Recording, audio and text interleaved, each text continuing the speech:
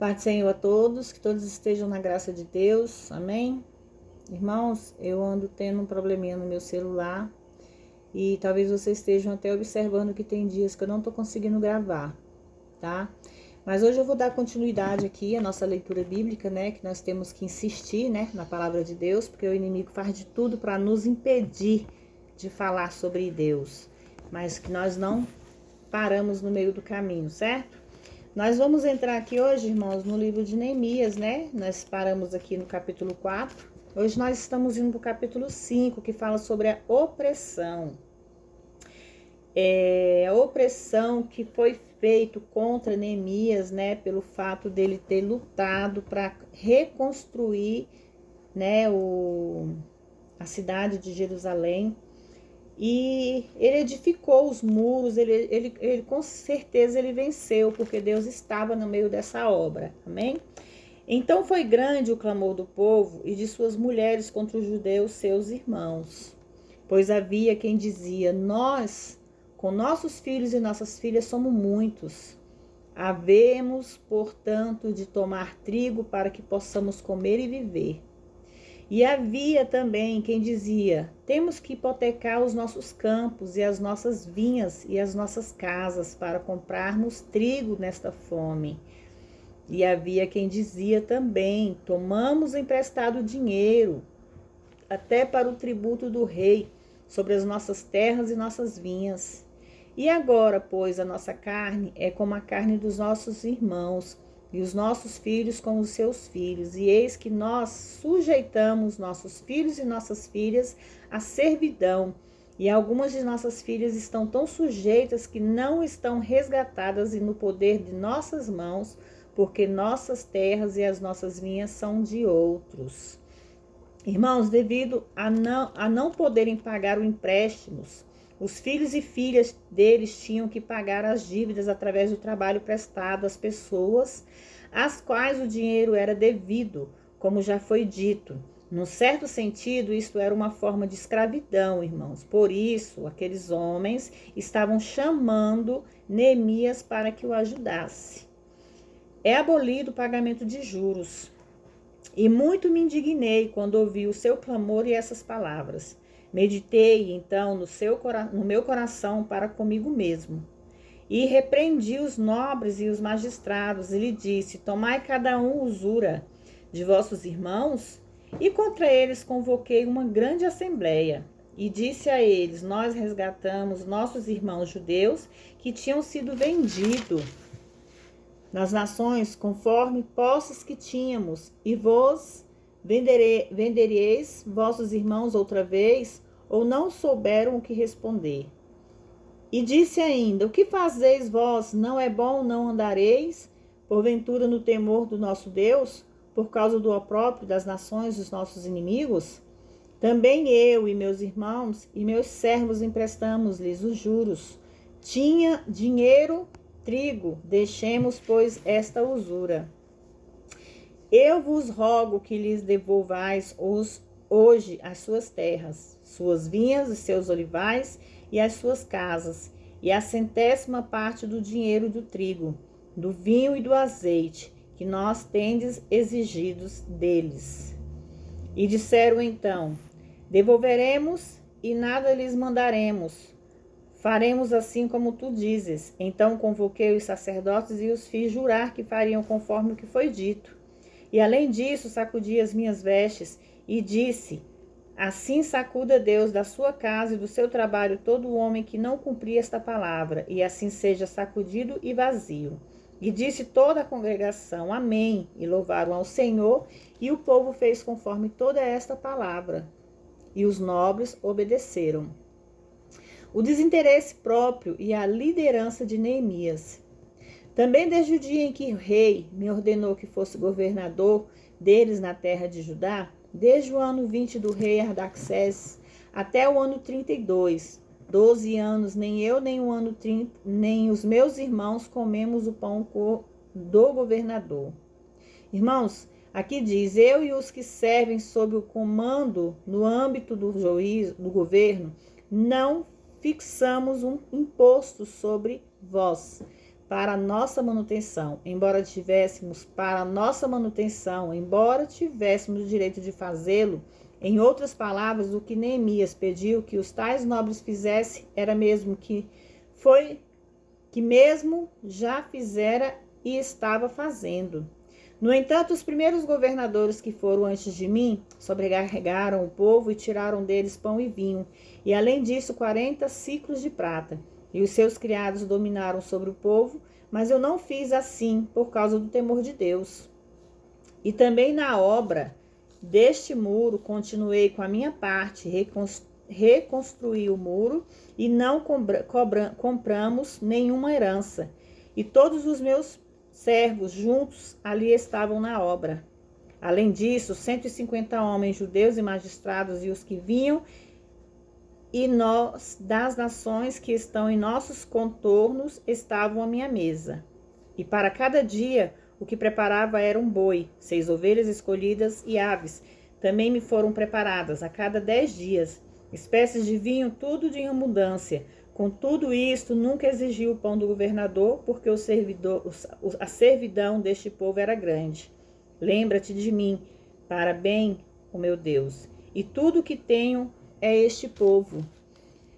E seguradamente, irmãos, o Senhor sempre pensará em tais coisas para o bem. Doei o meu tempo e o meu serviço para construir Israel, não por outro motivo. Neemias aqui está falando, irmãos, que ele doou o tempo dele, a vida dele, a construção desses templos. E não foi para outra coisa, simplesmente para servir ao Senhor. Amém? No capítulo 6, a oposição continua através de Sambalat, Tobias e Gesem. E aconteceu que, tendo ouvido Sambalat, Tobias e Gesem, o árabe e os outros dos nossos inimigos, que eu havia edificado o muro e que não ficou nenhuma brecha, mesmo que até aquele tempo não tivessem sido postas as portas e os portais. Sambalat e Gesem enviaram a mim dizer: vem e tenhamos uma reunião em uma das aldeias no Vale do Ono. Mas eles tinham pensado em me fazer mal. E lhes enviei então mensageiros dizendo: estou fazendo uma grande obra e não poderei descer, porque a cesárea está obra, deixando-a eu para ir ter convosco. E enviei a mim com os mesmos assuntos por 4 vezes, e eu lhes respondi da mesma maneira. Enviou então Sambalat a mim os seus servos a dizer o mesmo pela 5ª vez, com uma carta aberta em suas mãos, na qual estava escrito: diz-se entre as ações vizinhas, e Gesem também diz que os judeus estão pensando em rebelar-se, e que por isso edificaste tu o muro, e segundo estas palavras tu te farás rei deles, e que pusestes profetas que preguem sobre ti em Jerusalém, dizendo: há rei em Judá, e agora serão ouvidas pelo rei essas tais palavras. Vem, portanto, e consultemos juntos. Então enviei-lhe dizer: não sucedeu tal coisa de tudo o que dizes, mas sim do teu coração tu a inventas, porque todos eles procuraram nos amedrontar, era assustar, dizendo: as vossas mãos se debilitarão por causa da obra e não será feita. Esforça, pois, as minhas mãos, ó Deus. E então vim logo em segredo à casa de Semaias, filho de Delaias, filho de Metabel, porque ele estava encerrado, e ele me disse: ajuntemo-nos na casa de Deus, dentro do templo, e fechemos as portas do templo, porque virão para te matar. Sim, esta noite virão te matar. Irmãos, a palavra divina proibia Neemias de entrar no templo, porque era ele um príncipe da tribo de Judá, e não um sacerdote da tribo de Levi. Deste modo, Semaias foi denunciado como um falso profeta, pois a sua mensagem contradiz a Bíblia. Todos os outros supostos profetas devem ser tratados desta maneira, o que dizem estar de acordo com a Bíblia. Então disse eu: um homem como eu teria que fugir. E quem como eu entraria no templo para salvar a vida? Eu não entrarei. E compreendi que Deus não o tinha enviado. E sim, que falava aquela profecia contra mim, porque Tobias, Sambalate, o havia subornado. Lembra-te, meu Deus, de Tobias e de Sambalate, segundo essas suas obras, como também a Noádia, a profetisa, e dos profetas que pretendiam amedrontar-me. Irmãos, evidentemente, muitos dos profetas, junto com esta mulher em particular, tinha confabulado com o mundo contra Neemias. De fato, o Dário Maior sempre vem de dentro da igreja, mas que sempre se saiba, quando forem fixadas datas ou tempo para uma profecia, e esta vier a se cumprir, ou não for conforme a palavra de Deus, deve ser reconhecido e entendido que aqueles que propagam tais profecias são falsos profetas. Nos tempos atuais, o mundo está repleto de falsos profetas e a igreja está pouco disposta a chamar qualquer pessoa a prestar conhecimento. Os muros e os portões de Jerusalém são terminados. E acabou, pois, a reconstrução do muro aos 25 do mês de Elu, 52 dias. E quando ouviram isso, todos os nossos inimigos temeram, todos os povos que estavam em nossos arredores, e se abateram muito seus próprios olhos, e reconheceram que esta obra tinha sido feita pelo nosso Deus. Deste modo, também naqueles dias foram muitas as cartas dos chefes de Judá a Tobias, e as Tobias vinham a eles, porque muitos em Judá haviam se ajuramentado com ele, porque era genro de Zecanias, filho de Ará. Joanã, seu filho, era casado com a filha de Mesulão, filho de Berequias.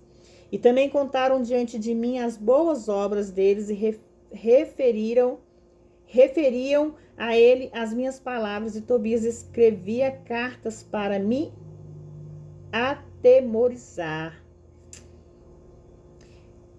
Irmãos, Neemias, ele era tentado de todas as maneiras. Até falsos profetas lançavam profecias sobre a vida dele para ver se ele chegava a pecar contra Deus. Quando eles pediram para que ele entrasse dentro do templo e fechasse as portas, ali já ia ser um motivo para Deus deserdar Neemias. Mas Neemias sabia que ele não tinha direito, ele não podia entrar dentro do templo. Então isso também está no mundo de hoje. Hoje existem muitos falsos profetas também, irmãos. Aqueles que lançam profecias essas que nem cumpridas são.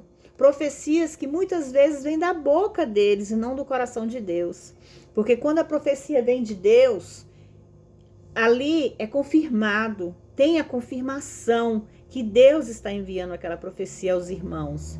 Mas hoje, se a gente for dar ouvido a tantas profecias falsas, de falsos profetas, nós acabamos também pecando junto com esses profetas, porque nós vamos cometer erros na presença de Deus. E Deus não quer isso de nós. Nós temos que saber que Ele é um Deus poderoso, que Ele pode tudo em nossas vidas.